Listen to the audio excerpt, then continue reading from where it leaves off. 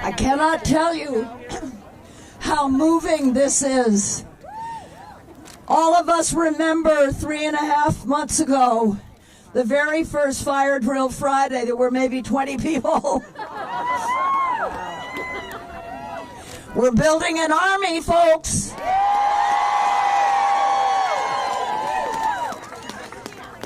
We got to make it big. I'm so grateful that you're here. There's a young woman here who's been at almost every fire drill Friday. Today's her birthday. Happy birthday, Sawyer.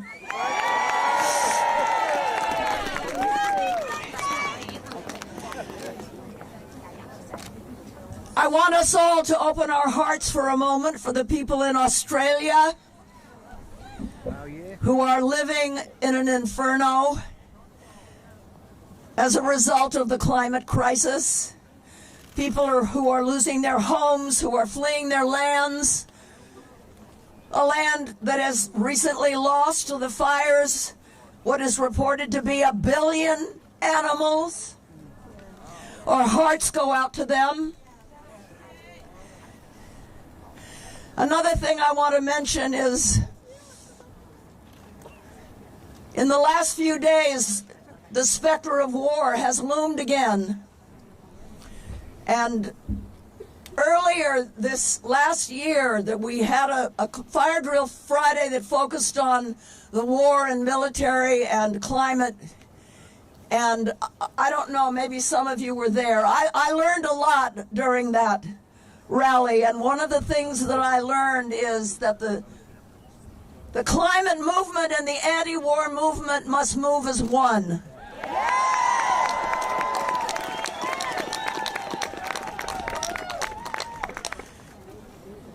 Most of you have never lived at a time when wars weren't about oil. War is bad for climate. And the climate crisis makes our nation and all nations less secure. So I just wanted to say that, because if we are called again to confront this administration about the possibility of going to war, we all have to rally. Anti-war and climate people, we all have to rally together on behalf of diplomacy and not war. Climate change is war, yes.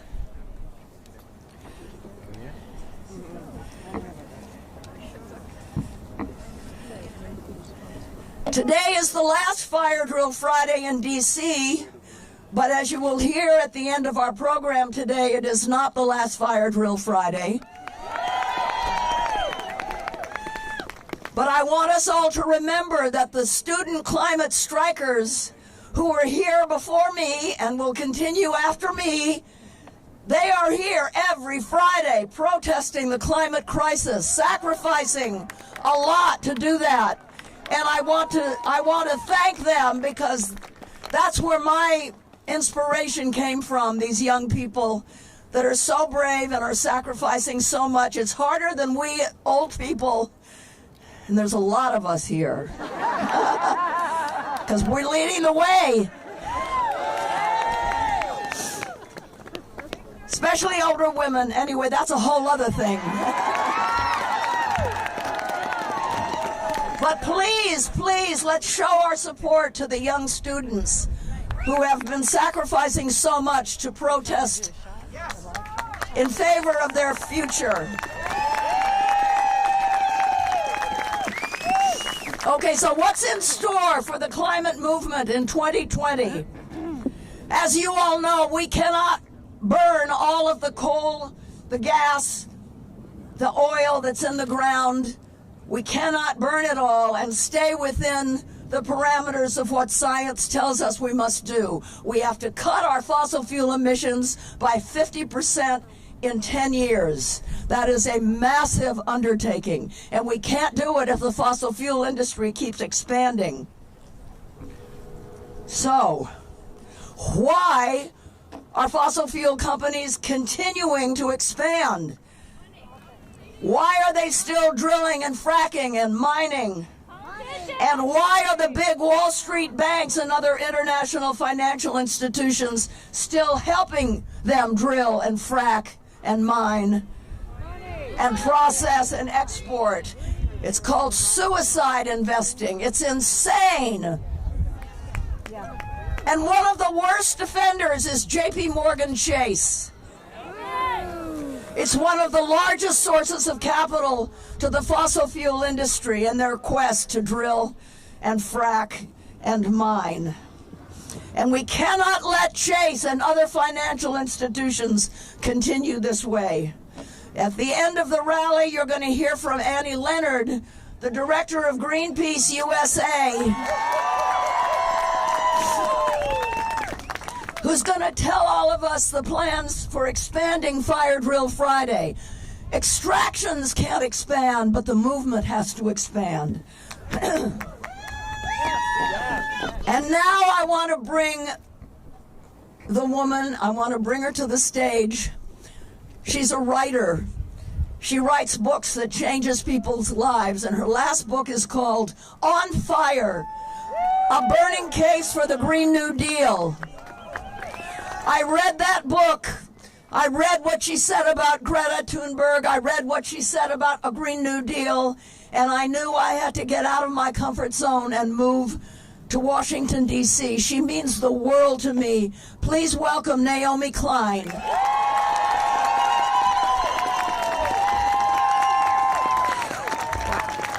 Thank you so much, Jane. Thank you all for being here. I'm not going to take up very much time at all because we have just an incredible lineup of speakers here today. But I wanted to be here in part just to thank and honor Jane. She called me at the end of the summer before On Fire was even out. I had sent her a galley, and she said that she realized that she needed to change her life, that she was feeling that sense of emergency inside, but of course everywhere we look, it's just business as usual. It's that suicide investing. It's pretending that the world is not on fire because of course the arsonists are in charge, right? The arsonists are in charge in Washington. They're in charge at the banks. They're certainly in charge at the fossil fuel companies. And so it takes a movement. It takes individuals trusting their gut, trusting their hearts, that actually we know what's right. And then we have to find each other because this isn't something that we're going to solve as individuals. This is something that we are going to solve as a movement. And Fire Drill Fridays, I think what is so special about Fire Drill Fridays is that it's created this amazing entry point, right? This on-ramp for people who are sitting alone in their homes, feeling desperate and going, am I the one who's nuts, or has the world gone nuts? And it has allowed people this entry point. And all of you, I was here at the first Fire Drill Fridays. There were just a handful of people. And look at you now, and this movement is spreading so fast. Because this movement is itself on fire. And this is something we have to understand. We are not going to win the world that we need for ourselves, for our kids, if we kind of sort of want a Green New Deal. We have to be on fire for it. We have to find that fire inside of us, and we have to get in touch with the life-giving and healing power of fire. Right? I'm not talking about the fires of annihilation and destruction of the kind that we're seeing in Australia, or that we see in California. That is about the misuse of fire. That is about digging up that which should not be burned and putting it in the atmosphere, upsetting the balance of the elements. But power is also a healing force, right? In nature, power clears away the debris, the dead wood, and makes room for new growth. That's why indigenous peoples have always used fire to tend to the land, right? So we need to do that. We need to be that fire, and we need to clear away the debris. We need to clear away the dead wood and make room for new growth, and that's what the Green New Deal is all about. So get ready to clear it away, whatever is holding us back from being in this movement with everything that we have. A lot of us are going to get arrested today, but let us remember that we are not the criminals. We are not the criminals. The criminals are the people who are letting this world burn for money. Those are the criminals. And we are going to clear away all of the debris of the climate change deniers funded by fossil fuel money. We are going to clear away the debris of the distractors telling us everything else is more important. Trump's latest tweet, the royal family's fashions, all of that. Clear away that debris. Then we're going to clear away the debris of the doomers, the ones who are telling us it's all too late and we may as well just kind of relax and watch the world burn because they think they're going to be safe. We're going to clear away the debris of the doomers, and most of all, we're going to clear away the debris of the dividers, and we're going to build the most united and powerful movement that we have ever seen. The climate strikers in the UK, they have this slogan. They say, Greta was the spark, but we are the wildfire, and that's what we need to be. We need to be the wildfire. Thank you.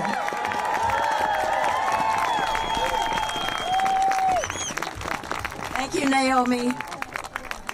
Now I want to introduce Tashina Sapawin-Smith. She is Ita Zipko, Nyoko Drew, and Hunkpapa Lakota of the Cheyenne River Sioux Reservation, and a direct descendant of Chief Gull. She's a full-time Indian law student and a frontline environmental and social justice grassroots activist fighting against the Keystone XL Pipeline,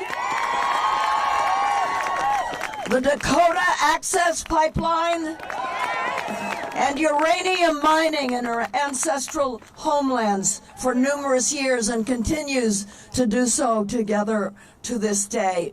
Please welcome Tashini.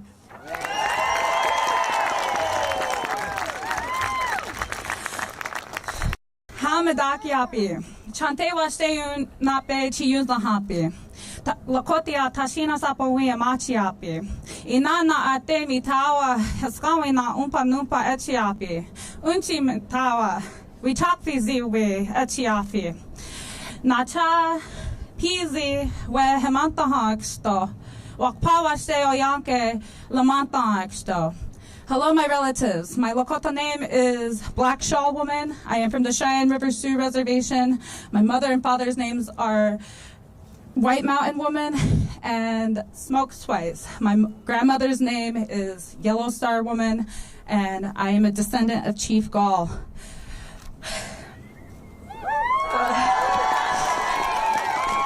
It is no secret that my people endured violent repercussions for standing peacefully and unarmed in 2016 against the Dakota Access Pipeline in Standing Rock.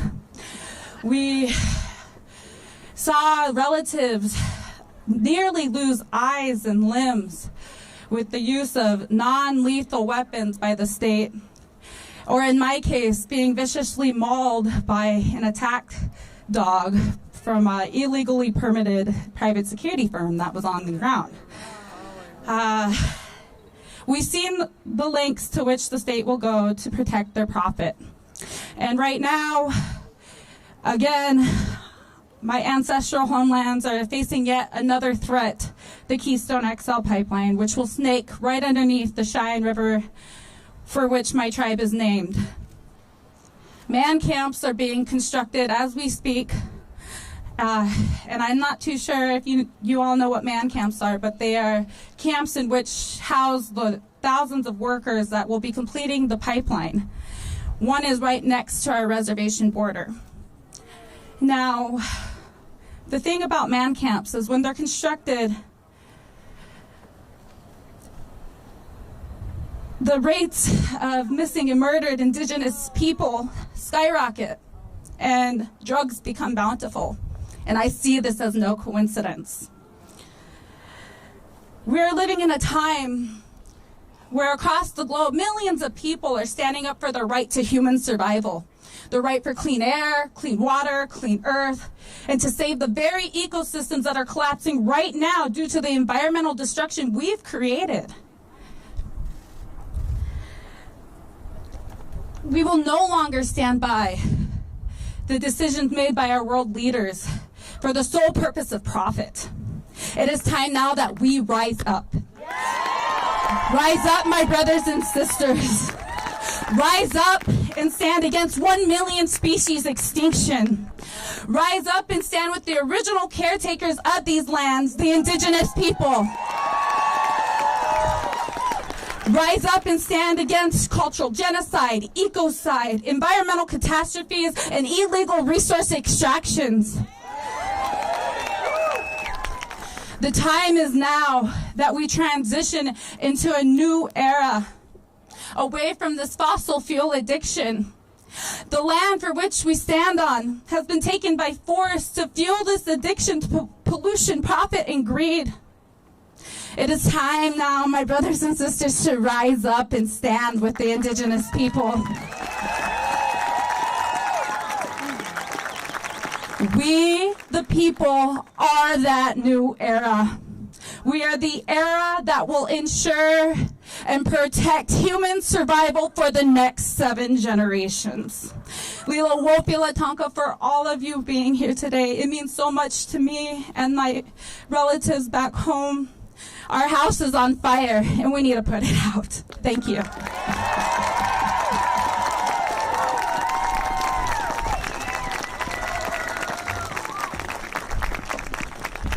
Bill McKibben is an author and an environmentalist who in 2014 was awarded the Right Livelihood Prize, which is considered the alternative Nobel Award. He is the founder of 350.org, which is the first planet-wide grassroots climate change movement. Please, I'm going to give you Bill McKibben, who is not here. He is currently occupying the Chase Bank.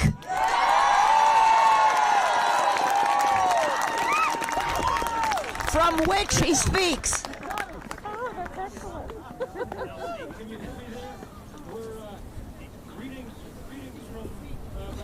Can't hear it. There's about 25 of us inside the Chase, J.P. Morgan Chase Bank branch, and this really marks not only the escalation of Fire Drill Fridays, but it marks the real national launch of this Stop the Money Pipeline campaign.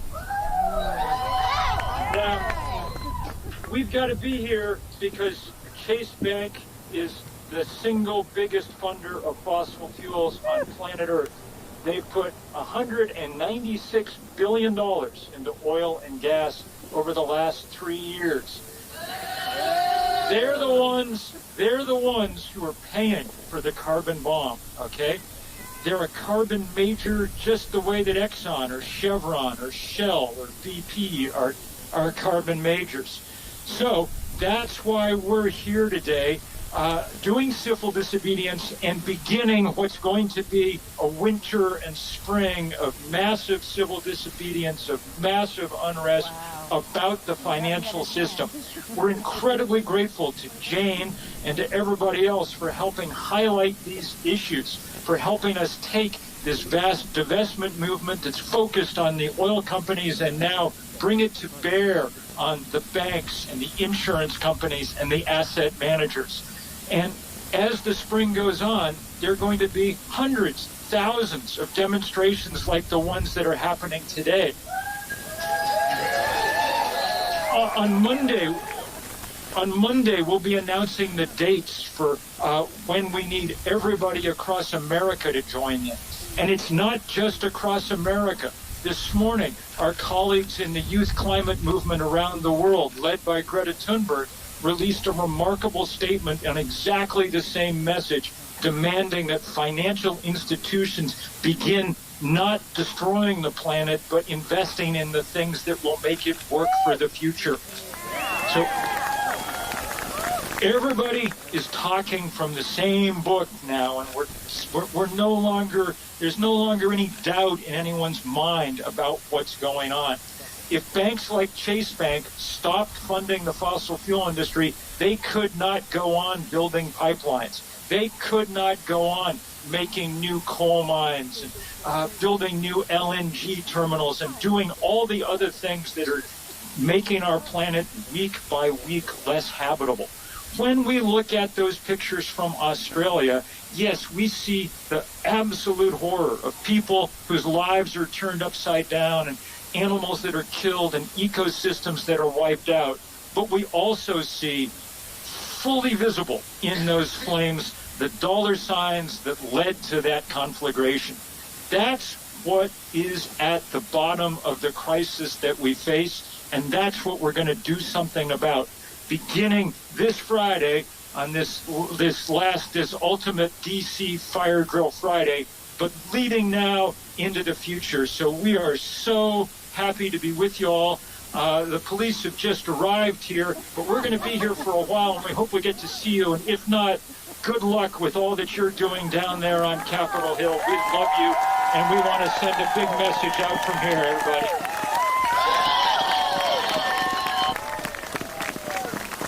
Stop the money pipeline. Amber Valletta was here before, but she's come back to introduce our next speaker. Thank you, Jane. Thank you to everybody at Fire Drill Fridays. Thank you all for being here. I'm very excited to announce our next speaker. Tara Houska, Couchiching First Nations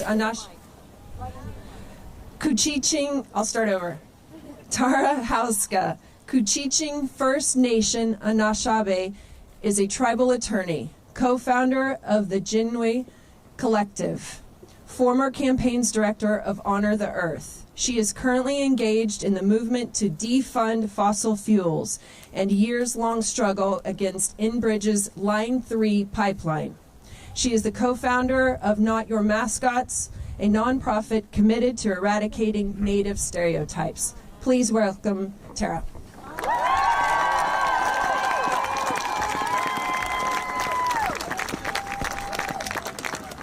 How buju ginawa, Jaboekwe Indigenous Kazanishnaba Mangmakwa and Dudem, Gojjing and Dunjaba. My name is Tara Houska. I'm Bear Clan from Couchiching First Nation, and it's great to see all of you. So, I know I'm supposed to yell about the government, their lack of action as the world is burning around us. I know I'm supposed to yell about corporations and their destruction and oppression all over the globe. But the last time I was here, speaking behind a rally podium similar to this one, I came from a resistance camp in Standing Rock. I came from seeing my friends tear gassed, maced, bitten by dogs. I came from being arrested and put into a dog kennel. I came from watching cops chase Indians on horses across the plains, shooting at them. History happening again and again. And this time around, I'm coming from a resistance camp in Minnesota, where I've been living 200 yards off a proposed pipeline route that wants to go through my people's territory, through our sacred wild rice. So Line 3 hasn't started bulldozing yet, but they're set to get their final permits in the next couple weeks. And they've been busily arming themselves to the teeth in northern Minnesota, which is really crazy to see. And so my message isn't for the system with a foundation of slavery and genocide. Can we all point that out? It's not for the companies that are killing our kids' futures for the profit. It's for us. My message is for all of us. We have power. We have so much power. They pull out their tanks when we stand unarmed in front of their machines because they are afraid of us. They use water cannons and attack dogs when we say no with our bodies because they are afraid of us. They kill land defenders in the global south that are unarmed, protecting their forests, protecting their territories, because they are afraid of us. We can build the world we want, and we can demand this one changes at the same time. None of this, all of this around us operates without us. So pull your money out of the banks, like Bill said. Run for office, maybe run against whatever office is happening. March in the streets, reduce your carbon footprint, sue the companies, stand in front of the machines. More of us need to stand in front of the machines. And also, when you're doing all of those things and finding how you can contribute, reconnect to the earth. Deeply, irrevocably reconnect to the earth. Don't just retweet or share this or selfie. It's not good enough. Love the air loves you. Love the sun loves you. Love the water loves you. The answers are there. We just have to listen. The answers to this crisis are right in front of us. It is a life in balance, not a life of greed. It's a life of love, not of lying to ourselves as we eat traumatized animals in neat little packages, as we click on cell phones that are made by unpaid hands somewhere else that we can't see. We have to have a life of stewardship, not just of endless consumption. Stuff will never fill our hearts. Stuff will never make us feel complete. Do not romanticize my words either. I'm hoping that does not happen here today. Native peoples are just 5% of the global population. That's all we are across the earth. We hold 80% of the world's remaining biodiversity. 80%. We figured some things out. And all of you used to know that. We just have to remember it together. We all have the answer, so remember who you are. Don't fall into complacency or apathy. You're out here doing something that's so beautiful to see. You are the earth, and the earth is power. Build community, stand with love, stand brave, stand fearless, because we're in this together. So, ho, miigwech.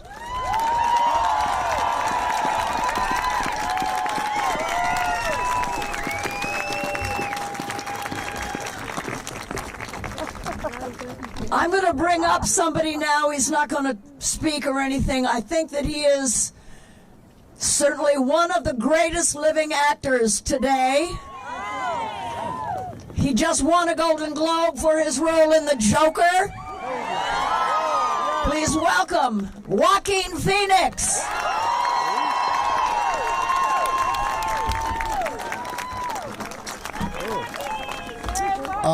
Hi.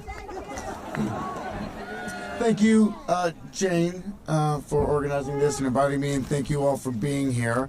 I don't have anything prepared. People have spoken so intelligently and eloquently, but something I think isn't oftentimes talked about in the environmental movement or in the conversation about climate change is that the meat and dairy industry is the third leading cause of climate change. And I think sometimes we wonder, what can we do in this fight against climate change? And there's something that you can do today, right now, and tomorrow by making a choice about what you consume.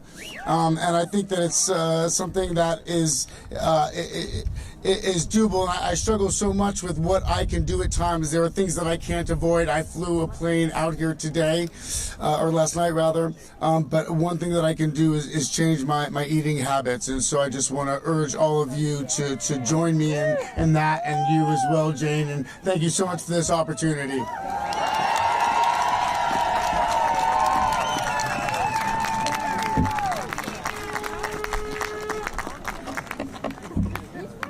It's so great that he's here. I didn't invite him. He came of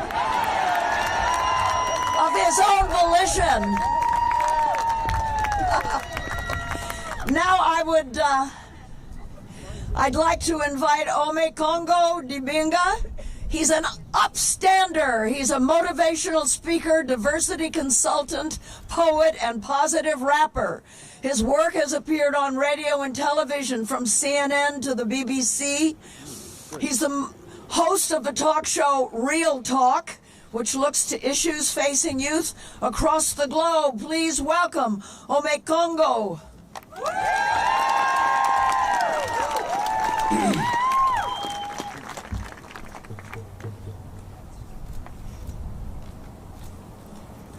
Our house is on fire from this climate quagmire. Yes, our house is on fire, but more and more of us are inspired. And we'll keep reaching higher until some of these bank CEOs are fired. We have less than 11 years, but we will have no fear, because we understand that the science could not be more clear. And these banks are not as innocent as they make themselves appear. As they defund climate change, we won't shun moral outrage. You see, we've done the work. We followed the money. Financial companies putting Mother Earth on one knee. From Bank of America to Chase JP Morgan, these toxic investments are killing her organs. From the lowest highest funder of fossil fuel expansion. We will chase through all types of distraction from taking real action. To understand this climate emergency, they must emerge and see that whether we're talking about tar sands in far lands or pipelines on indigenous sands, you see, we can't have a Dakota pipeline if it cuts off our lifelines. And for those who say it's wrong to protest, it's the right time. Because too many of us are silent, which is the same as being compliant. To continue to put people over profit, high time to stop it. We will stay on mission to cut these emissions. For every billion for fossil fuel expansion moving us closer to defeat, we'll hit the streets with a billion voices and a billion feet until these companies confess that it's best to divest. Every day we must put their commitments to the test. And we don't care if we risk our careers or risk an arrest, because if we don't act now, there will be nothing left. Because it's not a loss to stop profiting from climate chaos. Put people and planet over profit, and you'll never have a financial loss. Because financial fossil fuel profits simply do not fit.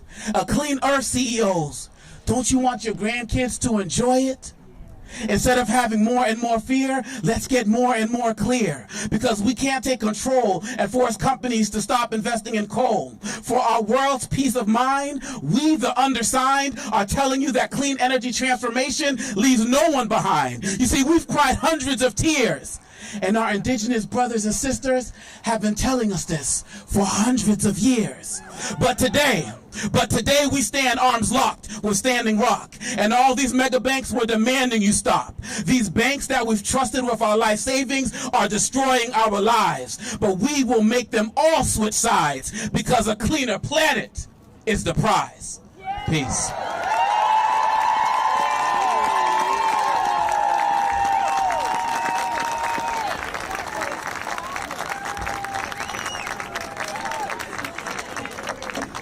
Now I want to introduce a woman who's a friend of mine and who I respect deeply.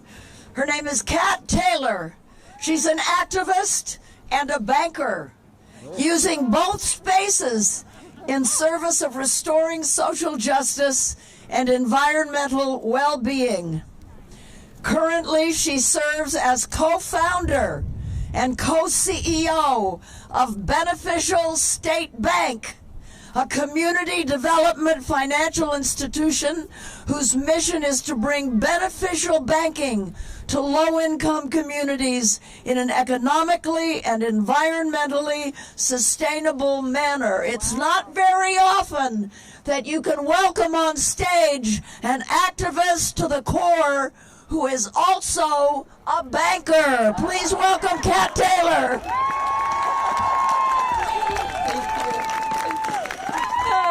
Just what you weren't hoping for. I am so grateful to Jane for this series of stick in the eye protests, and especially this one for I come to you as a banker of a different stripe. I came to be a banker from a hunch my husband and I had that something was terribly wrong in the banking system.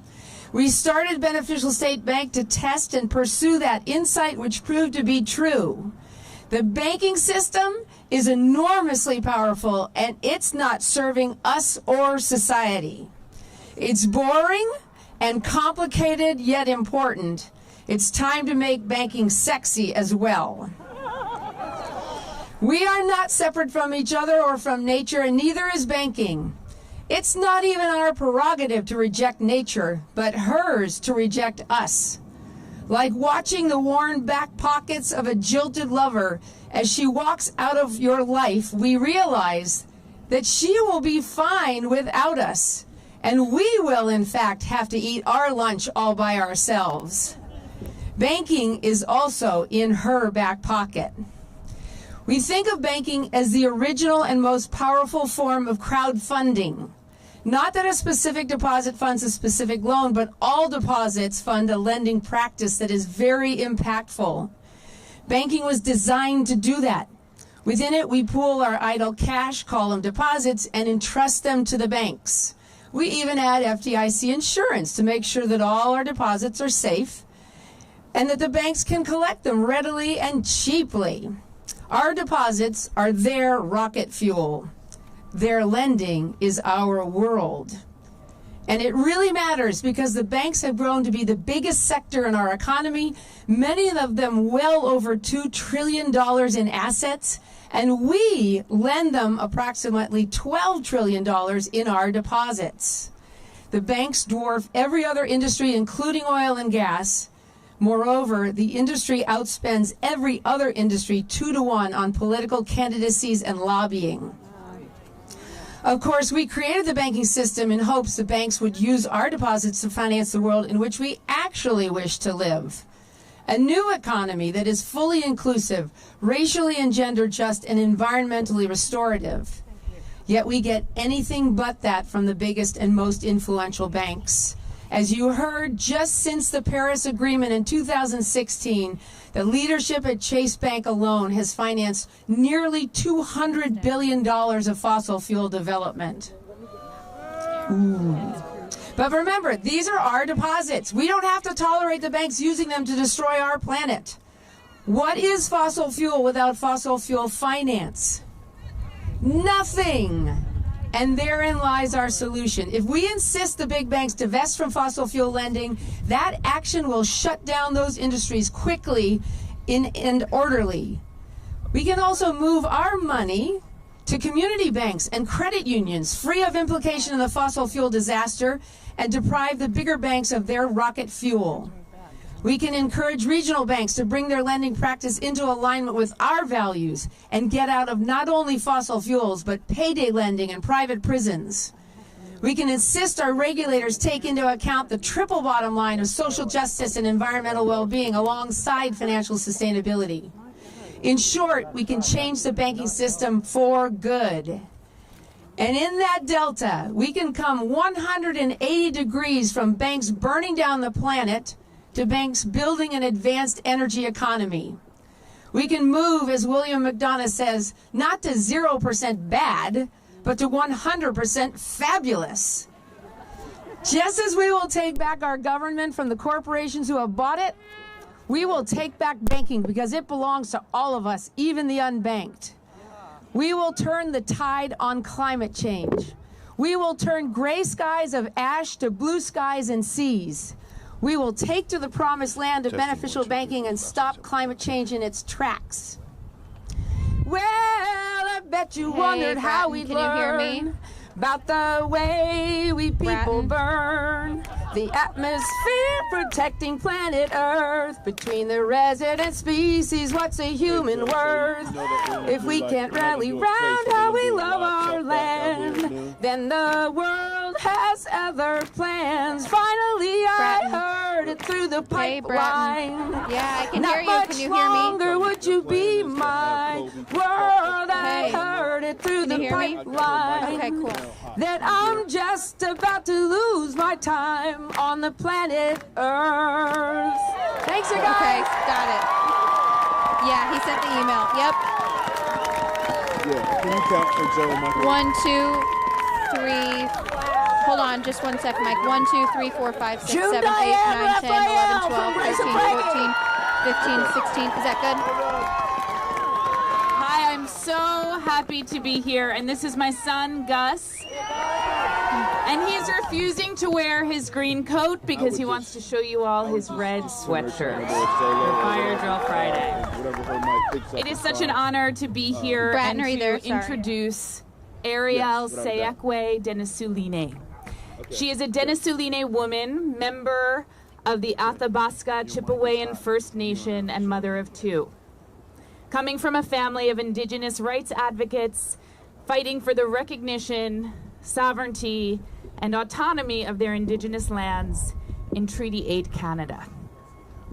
Challenging the largest project on planet Earth, the Alberta tar sands. She is the co-founder and executive director of Indigenous Climate Action, Canada's only Indigenous-led climate justice organization.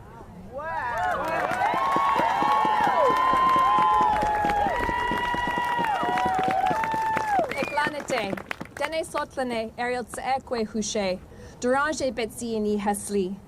My name is Ariel Tsaekwe Deranger, and my name means Thunder Woman in my language. I'm very lucky to not have a colonial name, I just have an indigenous name. I want to honor the traditional territory of the Anacostans people whose land we are atop of now. We must recognize that the history of the United States is a history of settler colonialism rooted in white supremacy, African slavery, and policies supported by the church and state of genocide and land theft. These systems attempted to demonize, devalue, and extinguish indigenous peoples' languages, political and cultural structures, ideological perspectives, and way of life. All of this was done with the end goal of erasing us from the landscape and from human consciousness. It's time for us to abandon these patriarchal and colonial ideologies rooted in things like the doctrine of discovery and terra nullius. We have always been here and we were never discovered.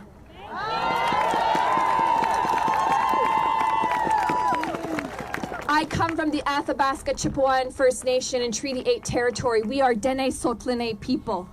Dene, the very core of that word, means to flow from the earth. The land is the very essence of who we are.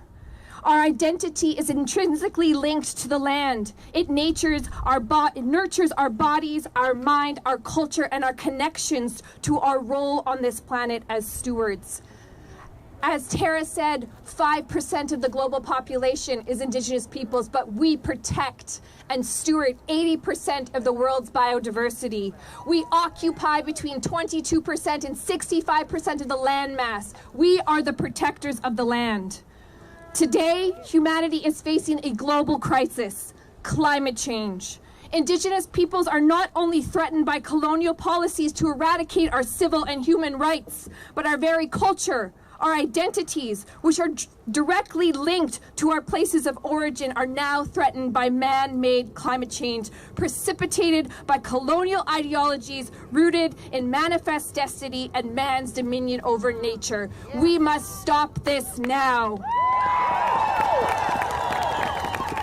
As we witness coastlines rising, changing weather patterns, droughts, floods, out-of-control forest fires, and species disappearing, these impacts are disproportionately felt by communities least responsible for climate change and those most vulnerable in society, including indigenous peoples and land-based peoples who feel it first and most adversely. I can hear you. Can you hear me? I come from the Alberta tar sands, where we are seeing the destruction of our territory. Okay, cool. Right now, our lands are being threatened by a mine called the Tech Frontier Mine. Colonization still continues to this day with projects being called frontier mines. We had Tara speaking about Line 3, which is a tar sands pipeline. Right now, the Keystone XL is still on the docket to bring tar sands to the United States.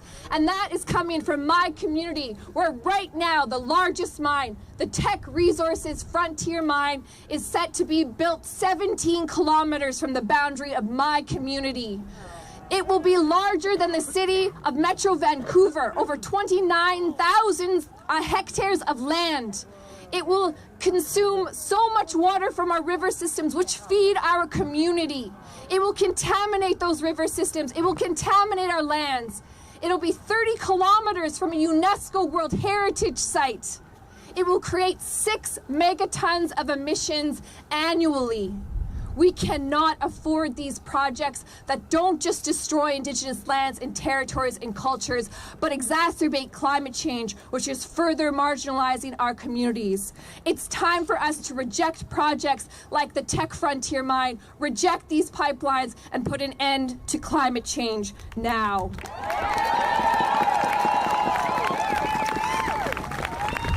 So I want to do a little chant. When I say reject, you say tech. Reject!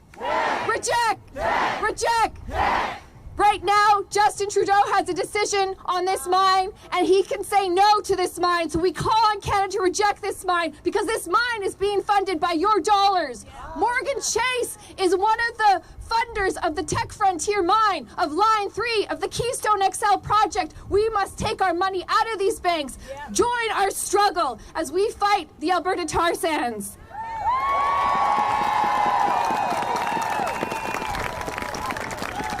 We are the strong.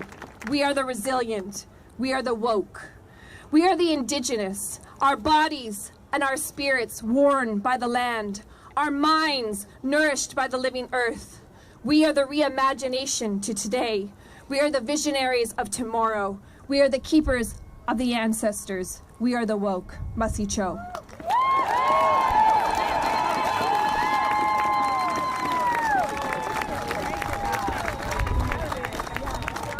Thank you, Ariel.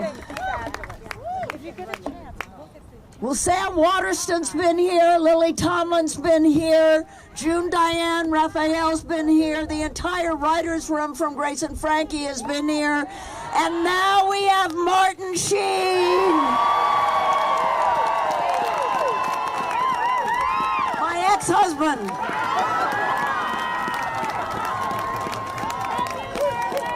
Thank you, Jane. This woman has been one of my heroes nearly all of my adult life. And clearly, the world will be saved by women. Thank God. Thank God they outnumber us men.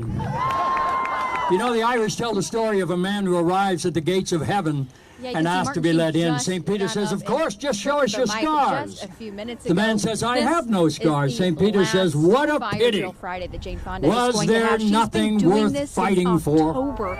She's been arrested a handful of times, and one of the speakers something in our lives worth fighting for. Something that unites the will of the Spirit with the work of the flesh. Something that can help us lift up this nation and all its people to that place where the heart is without fear. And the head is held high, where knowledge is free, where the world has not been broken up into fragments by narrow domestic walls, where words come out from the depths of truth, and tireless striving stretches its arms towards perfection, where the clear stream of reason has not lost its way into the dreary desert sands of dead habit, where the mind is led forward by thee into ever-widening thought and action, into that heaven of freedom, dear Father.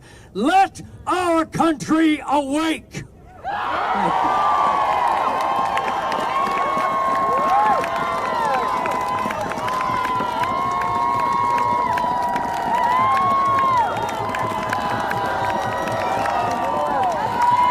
Again, we have more speakers that are expected to talk. We've got a full lineup here. We will keep you posted online at WUSA9.com. On Capitol Hill, I'm Cody Satterfield, WUSA 9. You should know he's not only a great actor, but he's a deep activist. Martin has been engaging in civil disobedience for longer than we can know and been arrested over 70 times. He knows how to put his body where his values are. Now I want to introduce a great actor and another profound activist, Susan Sarandon. Thank you. Thank you all for coming, and Jane, thank you for being the spark that got this going, and everyone who's organized this obviously growing movement here. It's my honor to be able to introduce to you Rebecca Adamson is an American Cherokee business person and advocate. She's the former director, former president, and founder of First Nations Development Institute and the founder of First Peoples Worldwide.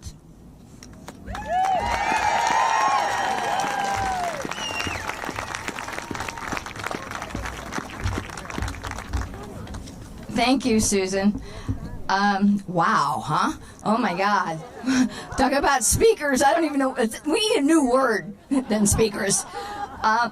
Well, I want to start with something my mother used to tell me all the way through my teenage years. I probably even repeated the same inflection she had, but Rebecca Lee, if you don't change directions, you're going to end up where you're headed. Thank you, Mom. But I got to say, if we don't change directions, we are going to end up where we're headed. And we know we're going to go in a new direction.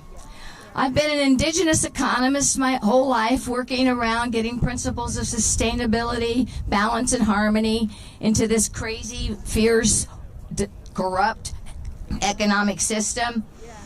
You are hearing about the indigenous peoples from the other speakers eloquently talking about us. I want to give you a couple statistics. Our territories span at least 20% of the Earth's land surface, and we have 80% of the biodiversity. However, as an economist, I have to look at the production of those lands. And today, as we stand here, 39% of all oil, gas, and mining is on indigenous territories. 46% is on 46% of the future reserves are on indigenous territories. About 4 indigenous leaders a week are killed for defending their lands, defending indigenous rights, defending the environment. And it's not a coincidence. We need to come together and look at the market. I wanted to talk about the effect you're having in the financial market. I've been a social investor for about 30 years now. That means when I go to make a decision on my investments, I look at the environmental performance, I look at the social performance, and I look at the governance before I make my investment decisions. Social investing has turned into ESG investing, which is growing exponentially in the market. They refer to you in financial markets as social risk. You could be civil disobedience, or any number of things, but in the market you are recognized as social risk. Yes. We know our government is corrupt. We know our leaders are spineless. You need to know your power is in the market and how to use that power. There are 2 drivers of social change to get the market where we want it to go: social media and social risk. We talked about the need to organize. We all know social media has been our effective tool for how we come together. But I was asked by the Standing Rock tribe to help lead the investment strategy under DAPL. And within the first 2 weeks of launching work against DAPL and the protest campaign getting off the ground, the tribe had over 1 million hits on their website within the first 2 weeks. Now that doesn't even include the hits that were on Stop Fossil Fuel, Break Mega Banks, or even the independent standing DAPL website. 2 weeks, 1 million hits with people following everything that was going on. For our Day of Solidarity, we had 300 events across 50 states and into major international cities in Paris, in London, in Australia. Everywhere around the world, we were having solidarity events. We had 17 banks that were funding DAPL. They lost $4.4 billion in account closures. Jane was even there withdrawing her money at one time. That's significant to these guys. You're now in the market and you're now social risk that can be quantified. We had 3 banks pull out and pull their loans. We also had Yahoo Finance 6 months into this. 2017 headline said, avoid investing in EP. Period. Get your money. The stock dropped 60% in value. A 60% drop in your value is material risk. ETP lost $7.5 billion at the DAPL site. $17.5 billion is material risk. It's when the SEC, Securities Exchange Commission, wants you to make a report on the risk to your investors. It's when the cost of capital starts to go up and your money starts to cost you more to destroy Mother Earth. Social risk, in the broadest sense of your protests, of your campaigns, is looking at between $20 and $30 million a week of social losses to the market when you shut down or protest against a site. 20 to 30 million a week. There's $25 billion in tied up or stopped mining operations as we talk. Those are lost assets. That's material risk, all brought through by social risk. 73% of the risk that corporations face today is non-technical in term. That means you all. Non-technical risk is community protest, it's letter writing, it's campaigns, stopping that work, tying it up. Right now, non-technical risk represents it's the second highest risk in the financial market. The Indian understanding has its basis of spirituality, is recognition of the interconnectedness and the interdependency of all living things. For a people who know everyone is someone's father, mother, son, daughter, aunt, uncle, brother, sister, it is the whole that must survive, not merely a part of it. Protest, be social risk. Thank you. Thank you, Rebecca. You know, so many people have come from all over the country to be part of the Fire Drill Fridays, to engage in civil disobedience and risk arrest. I think close to 600 people have done that, and they come from Washington State and Oregon and Colorado and Wisconsin and Arizona, and it's pretty amazing. Last week I was on the Steve Colbert Show, and I asked people who were interested in starting a Fire Drill Friday where they live, because we've heard this from so many people that have come here that they want to go home and start one where they live. 4,000 people responded. We're building an army, folks. What you can do is text Jane to 877-877, and we'll get back in touch with you. We don't have a lot of time, and we've got to build a big, strong army. You know, the last 4 months, I'm very grateful that I've been able to work with Greenpeace under the leadership of the director of Greenpeace USA, Annie Leonard. They have really made all of this possible, and I want her to come up here now and explain the future of Fire Drill Fridays. Please welcome the wonderful Annie Leonard. Thank you. Thank you, Jane. Thank you, all you fire drillers that are here in person and online. For us, who's been doing this live stream, we've been getting 50 to 100,000 people around the world joining us online every Friday. So I have two things to say to you. Thank you, and keep going. Thank you for showing up when Greta and the other youth called on us to follow their lead. Thank you for showing up when 1,000 scientists said it is time for civil disobedience for the climate. Thank you for showing up when Jane Fonda summoned us all here to the nation's capital to deliver the message that the time for moderation has passed.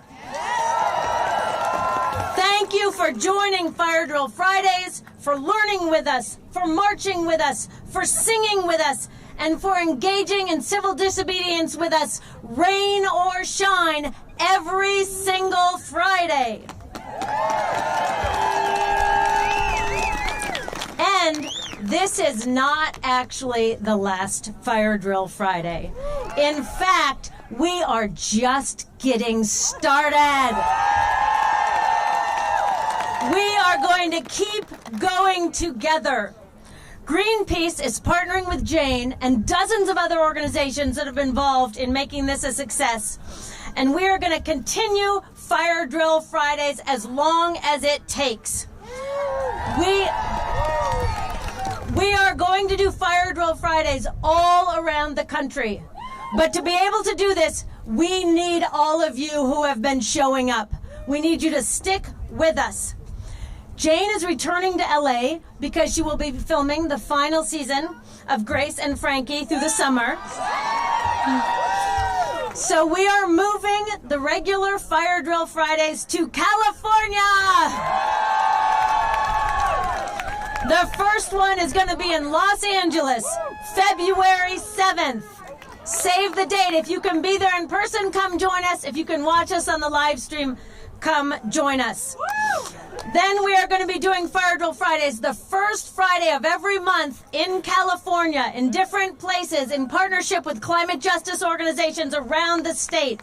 If you want to know where we're going to be, and please join us, text the word Jane to the number 877-877.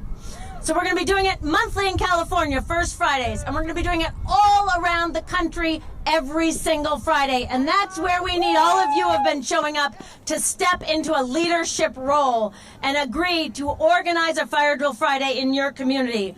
Greenpeace is right now revamping the Fire Drill Friday website. It has a sign up now, so sign up if you're excited to start now. By February 7th, the first fire drill, we will have downloadable toolkits and graphics and guides and everything that you need to host a Fire Drill Friday in your community. And we will have organizers standing by to support you to get this going. And then, when needed, we will be right back here in Washington, D.C., because I sense it will be needed.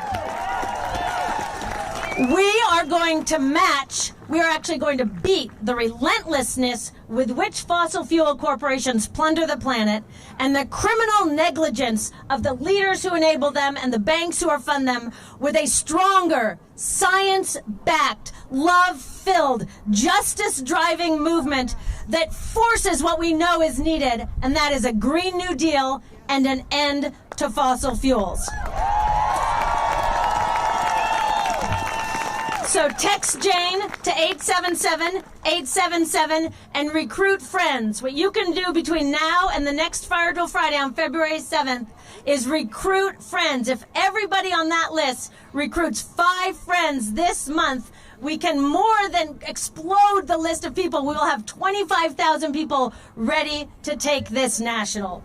Together, we have gone this far. Together, we will keep going. Together, we are going to fight the climate crisis with everything that we have, because what is at stake is everything that we love. And together, we will win. Thank you so much.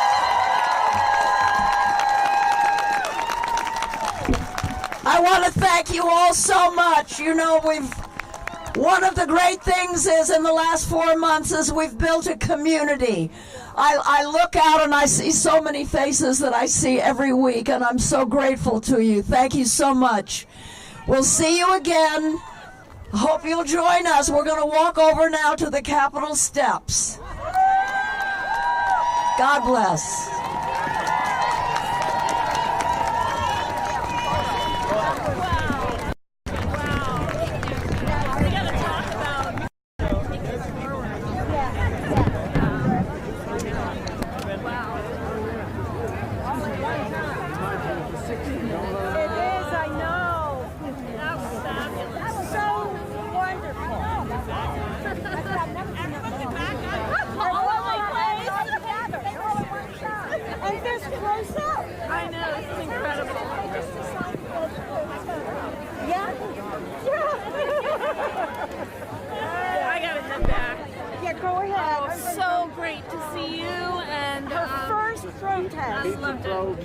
Keep it going, right? Not this way. And you too. Great to meet you. Have a great time. So nice to meet you. Nice to meet you. All right. All right. Take care. Keep the jelly warm. Oh. He's so funny. He's funny. Keep the jelly warm. If I put this on Church of the Wild Facebook, is that okay? Absolutely. I'll say your name. Absolutely. Okay. Yeah. Okay. You got it. I might put it on my post too. That's fine. I'm good with it. All right. Okay. Take care. Bye-bye. I'm so glad you came. Thank you. I'm so glad you did. Thank you. Bye-bye. take that shot. I'm sure it'll be easy to access a copy of that. Yeah, go get it. To get them all. Are any of these posters? Yes, right in here.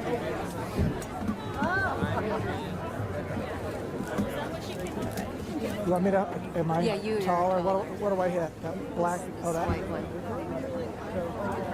Do I do it this way? No. Oh, do it this way.